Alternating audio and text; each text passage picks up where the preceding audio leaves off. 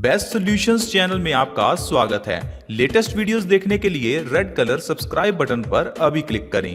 भगवान शिव के भक्तों की कोई कमी नहीं है। भगवान शिव के भक्त उन्हें खुश करने के लिए कई तरह की चीजें चढ़ाते हैं, जिनमें से धतूरा भी एक है। धतूरा और उसके फूल भगवान शिव को बहुत ही प्रिय हैं। लेकिन जब धतूरे को यूज करने की बात आती है तो हम कहते हैं जहर है। दोस्तों, मैं आपको बता दूं कि धतूरे को चाहे आयुर्वेद में विष की श्रेणी में रखा गया है, लेकिन इसे औषधि भी कहा गया है। धतूरा एक ऐसी चीज है जिसे सही ढंग से इस्तेमाल करने पर आपके बालों का झड़ना रुक सकता है। भयंकर से भयंकर गठिया यानी कि अर्थराइटिस की प्रॉब्लम से आराम मिल सकता है। अस्थमा की प्रॉब्लम आप धतूरे से ठीक कर सकते हैं। और भी ढेरों ऐसी प्रॉब्लम्स हैं जो सिर्फ और सिर्फ धतूरे से ठीक हो सकती हैं, लेकिन इसके बारे में आप जानते ही नहीं होंगे। तो आइए जानते हैं धतूरे का इस्तेमाल किस ढंग से करें ताकि बीमारियों को जड़ से खत्म किया जा सके। दोस्तों, मैं आपको एक चीज बता दूं कि धतूरा एक तरह से विष होता है। अगर इसे सही ढंग से इस्तेमाल ना किया जाए तो ये आपके लिए घातक भी हो सकता है। इसलिए बिना सोचे समझे और बिना अच्छी तरह से जाने आप धतूरे का इस्तेमाल बिल्कुल ना करें।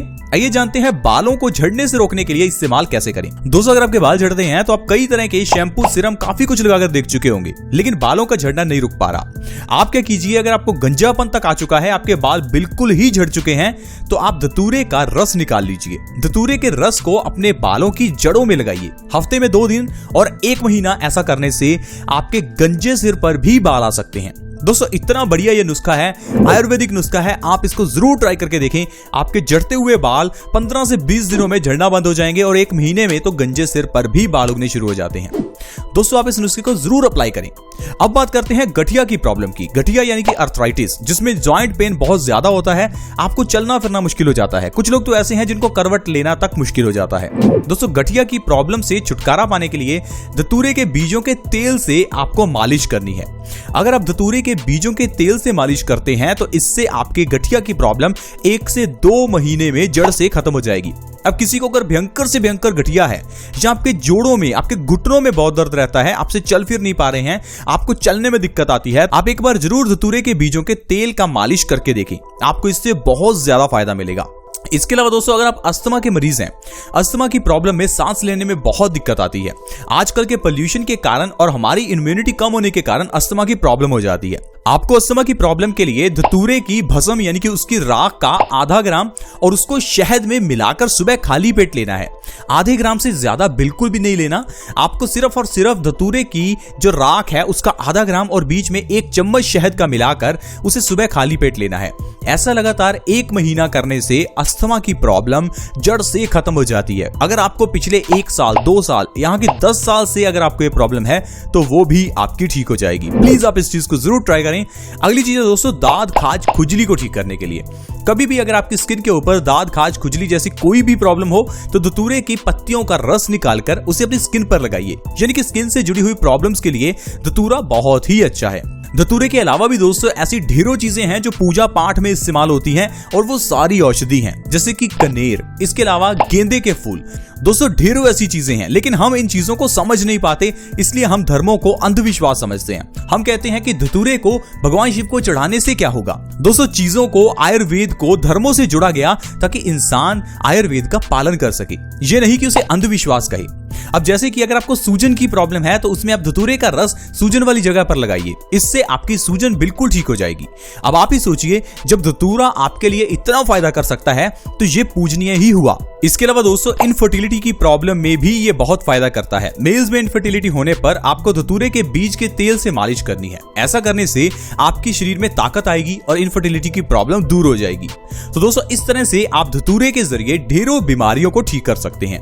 दोस्तों, धतूरे के अलावा पूजा पाठ में इस्तेमाल होने वाली चीजें जैसे कि लौंग, इलायची, ये भी अपने आप में औषधि हैं। दोस्तों, हमें कहा जाता है कि खाली पेट ही मंदिर जाना चाहिए, नंगे पांव ही मंदिर जाना चाहिए। क्या आपने कभी सोचा कि ऐसा क्यों कहा जाता है? खाली पेट मंदिर जाने का मकसद क्या है? दोस्तों, खाली पेट मंदिर जाने पर जब मंदिर में आपको चरणामृत मिलता है, आपको लौंग, इलायची का प्रसाद मिलता है, ये सारा प्रसाद खाली पेट खाने से बॉडी स्वस्थ रहती है। इसीलिए कहा जाता है कि खाली पेट जाना चाहिए।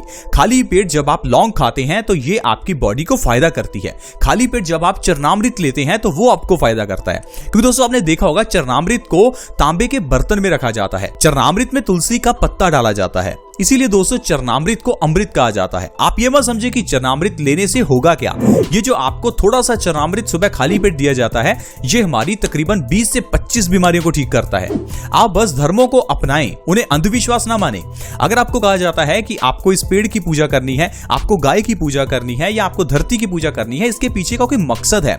सूर्य की पूजा करने का, सूर्य को जल चढ़ाने का भी मकसद है। जब आप सूर्य को जल चढ़ाते हैं तो उस समय जब आपकी आंखों में सूर्य की रोशनी जाती है तो ये आंखों की रोशनी बढ़ाती है, क्योंकि सुबह के समय जब हमें जल देना होता है उस समय सूर्य की रोशनी आंखों के लिए बहुत ही अच्छी होती है। और जब आप पानी के अंदर से सूर्य को देखते हैं तो पानी के अंदर से निकली हुई जो सूर्य की किरणें हैं वो आंखों के लिए बहुत अच्छी होती हैं। इसी तरह से दोस्तों सैकड़ों ऐसी धार्मिक प्रथाएं हैं जो हमारे लिए अच्छी हैं। जैसे कहा जाता है कि आपको नदी में सिक्का फेंकना चाहिए। नदी में सिक्का फेंकने से हमारी इच्छा पूरी होती है। क्या आपको पता है कि नदी में सिक्के का ये कॉन्सेप्ट क्या है? दरअसल दोस्तों पुराने जमाने में तांबे के सिक्के होते थे और तांबे के सिक्के को जब नदी में फेंका जाता था तो तांबे की दोस्तों ये प्रॉपर्टी है कि ये जो पानी है उसकी एक तो गुणवत्ता बढ़ा देता है, उसे साफ कर देता है और उसके अंदर कॉपर का कंटेंट बढ़ जाता है। और जब हम उस नदी के पानी को पीते हैं तो वो हमारी बॉडी को फायदा करता है। तो इसीलिए कहा जाता था कि आपको नदी में सिक्का फेंकना चाहिए। इसका मतलब ये नहीं था कि नदी में फेंकना एक अंधविश्वास है। आजकल हमने इन चीजों को अंधविश्वास समझ लिया, क्योंकि आजकल की जो पढ़ाई है वो हमारी टोटली पुराने जमाने की पढ़ाई से डिफरेंट है। पहले लोगों को आयुर्वेद पढ़ाया जाता था। आयुर्वेद पढ़ने से हर इंसान अपने आप में डॉक्टर बन जाता था। आज भी आयुर्वेद में लिखा है कि हर इंसान अपने आप में एक डॉक्टर है, लेकिन आजकल की जो मेडिकल साइंस है उसे तो कोई समझ ही नहीं सकता। आज की मेडिकल साइंस में बीमारियों के नाम इतने मुश्किल रखे जाते हैं ताकि इसे कोई समझ ना पाए। इसे सिर्फ वो समझ पाए जो डॉक्टरी की पढ़ाई करता है, ताकि डॉक्टर्स का बिजनेस चलता रहे। आज की जो दवाइयां हैं उनके नाम मुश्किल रखे जाते हैं। कुछ लोग कहते हैं कि आप आज की मेडिकल साइंस के खिलाफ क्यों हैं। दोस्तों आप ही मुझे बताइए, आजकल की जो दवाइयां हैं उनके नाम आसान क्यों नहीं रखे जाते? जो दवाइयों के अंदर के सॉल्ट्स हैं उनके नाम सिंपल क्यों नहीं रखे जाते? क्यों नहीं समझाना चाहते? क्योंकि अगर हर बंदा उस चीज को समझ गया तो डॉक्टर्स के पास कौन जाएगा, कौन इनकी दवाइयां लेगा? इसीलिए दोस्तों ये बिजनेस है, आप इस बिजनेस में मत फंसिए। आपको सिर्फ आयुर्वेद की ओर जाना है, क्योंकि आयुर्वेद में बीमारियों को 3 दोषों में रखा गया है, वात, पित्त और कफ। यानी कि आपको अगर 100 बीमारियां भी हैं तो वो 100 बीमारियां नहीं है, आपको सिर्फ 3 ही बीमारियां हैं। या तो आपको वात की प्रॉब्लम होगी, या पित्त की, या फिर कफ की। तो सोल्यूशन वात, पित्त और कफ का करना है, ना कि सोल्यूशन करना है 100 बीमारियों का। लेकिन आजकल एग्जैक्टली हो यही रहा है कि हम 100 बीमारियों का इलाज कर रहे हैं। कोई डायबिटीज का इलाज करवा रहा है, कोई थायराइड का, कोई बालों के झड़ने का, कोई पिंपल्स का, तो कोई दांतों के दर्द का। क्या आपको पता है कि अगर आपको थायराइड है या आपको डायबिटीज है तो इन दोनों बीमारियों के पीछे का कारण आपकी बॉडी में पित्त का बढ़ना है। लेकिन डॉक्टर आपको डायबिटीज के लिए दवाई अलग देगा, थायराइड के लिए दवाई अलग देगा। थायराइड में भी वो आपको कहेगा कि आपको हाइपोथायराइड है या आपको हाइपरथायराइड है। उसमें फिर वो आपको कहेगा कि आपको मोटापा आ चुका है, आप पतले हो चुके हैं, आपको इतना कुछ खाना है, आपको इस तरह के सप्लीमेंट्स लेने हैं, पता नहीं क्या कुछ बताएगा। लेकिन मैं आपको बता दूं कि थायराइड और डायबिटीज दोनों के पीछे का कारण है हमारी बॉडी का हार्मोनल इंबैलेंस। बॉडी का हार्मोनल इंबैलेंस तब होता है जब हमारी बॉडी में पित्त बढ़ जाता है। पित्त का मतलब है हमारी बॉडी में एसिड बढ़ जाता है। अगर आपकी बॉडी में एसिड की मात्रा ज्यादा है तो आपको जरूर डायबिटीज हो सकती है। इसलिए हमेशा ध्यान रखें कि ऐसी चीजें खाएं जिसमें एसिड की मात्रा कम हो। तो दोस्तों इस तरह से स्वस्थ रहना बहुत ही आसान है। हम आपको हमेशा यही कहते हैं कि हर इंसान अपने आप में डॉक्टर बन सकता है, हर इंसान स्वस्थ रह सकता है। बस आपको ये समझना होगा कि स्वस्थ कैसे रहें। अगर आज की मेडिकल साइंस के अकॉर्डिंगली चलेंगे फिर तो आपको डॉक्टर्स पर ही निर्भर रहना पड़ेगा।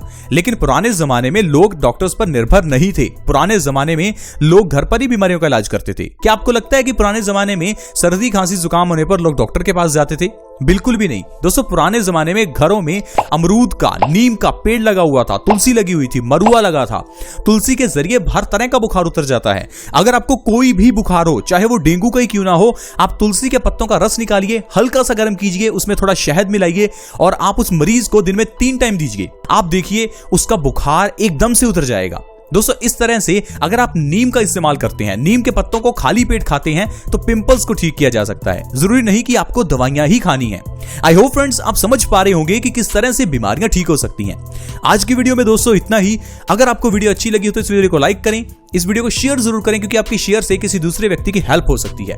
वीडियो को शेयर करना बहुत ही आसान है। वीडियो के नीचे एक शेयर का बटन है, उसे दबा दें और इस वीडियो को व्हाट्सएप, फेसबुक जहां शेयर कर सकते हैं प्लीज शेयर करें। अगर आप हमारे चैनल से जुड़ना चाहते हैं तो जुड़ना बिल्कुल फ्री है। इस वीडियो के नीचे आपको एक सब्सक्राइब का बटन दिखेगा, उसके ऊपर क्लिक कर दें और हमारे चैनल से जुड़ जाएं ताकि आपको हर नई वीडियो की नोटिफिकेशन सबसे पहले मिले। ऐसी वीडियोस के साथ फ्रेंड्स दोबारा मिलेंगे। धन्यवाद।